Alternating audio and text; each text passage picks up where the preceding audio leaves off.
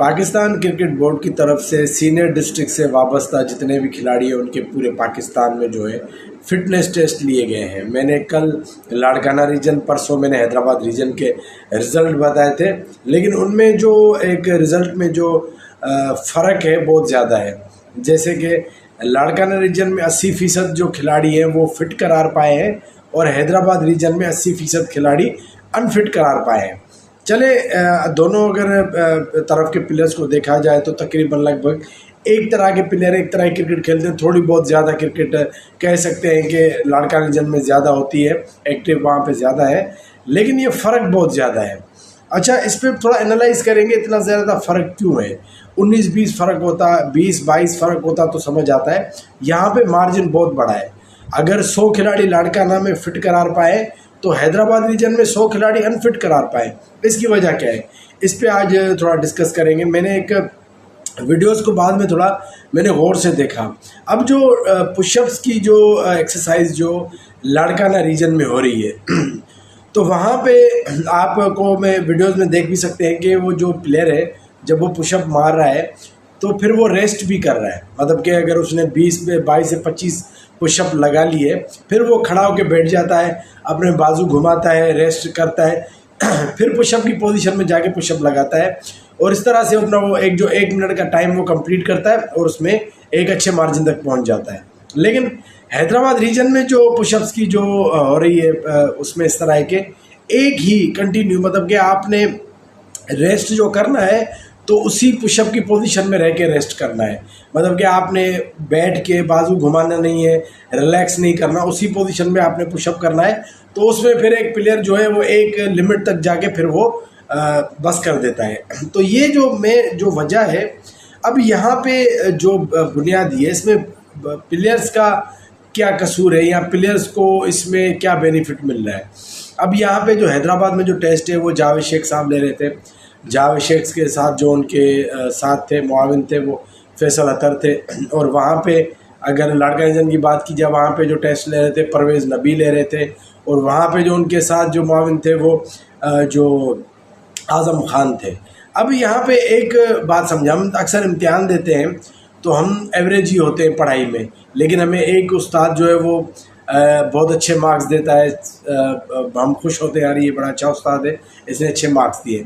लेकिन दूसरा बड़ा स्ट्रिक्ट होता है, वो हमें कभी फेल कर देता है, कभी पासिंग मार्क्स देता है, बड़े हम कहते हैं यार ये उस्ताद बड़ा खड़ूस है। तो यहाँ पे ये मिसाल मतलब कि नज़र आ रही है कि जो हैदराबाद में जो टेस्ट लिए गए, चले मैं अगर फ़र्क 19-20 होता तो बात ना करता, लेकिन फ़र्क बहुत ज़्यादा है। तो हैदराबाद में जो टेस्ट लिए गए उसमें जो मुझे लगता है, जिस तरह आपने पुशअप्स की पोजीशन देखी तो उसमें बहुत मतलब कि सख्ती बरती गई है, मतलब कि लीलेंसी नहीं दी गई। प्लेयर्स को अकॉर्डिंग टू द पूरा परफेक्शन के साथ उन्हें टेस्ट लिया गया है, पूरा उनको सख्ती के साथ निपटा गया है कि भैया आपने ये चीज़ इस तरह परफेक्शन में करनी है। मतलब कि वहाँ पे मुझे इस तरह महसूस हो रहा है कि अगर किसी ने 2-3 सेकंड लेट की या 1-2 मतलब डिप्स की पोजीशन गलत है वो भी उन्होंने काउंट नहीं किए, तो इस तरह से महसूस हो रहा है। और इसी तरह अगर दूसरी तरफ परवेज़ नबी की बात की जाए जो लाड़काना रीजन में, तो उन्होंने काफ़ी लीलेंसी दी है। जिस तरह पुशअप में हम देख रहे हैं कि वो थोड़ी देर पुशअप लगा के फिर वो रेस्ट कर रहे हैं फिर।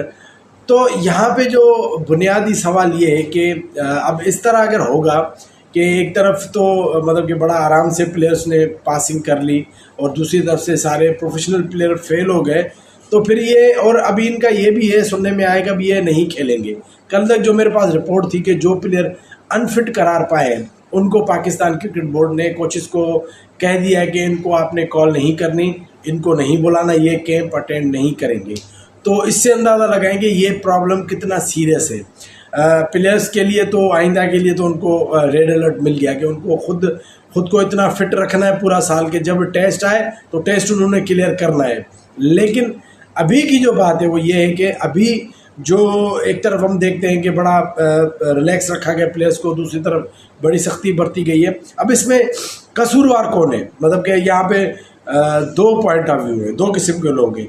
एक वो है जो कह रहे हैं कि जावेद शेख साहब ने सही किया है, प्रोफेशनली काम किया है, उन्होंने जो रूल्स एंड रेगुलेशन को फॉलो किया है। तो दूसरी तरफ कुछ लोग ऐसे भी जो ये कह रहे हैं जो परवेज़ नबी ने जो काम किया है जो लाड़कानी जंग में, वो ठीक है, क्योंकि अभी प्लेयर्स के लिए मतलब कि उनको पहले पता नहीं था, अब ये फर्स्ट स्टेप है।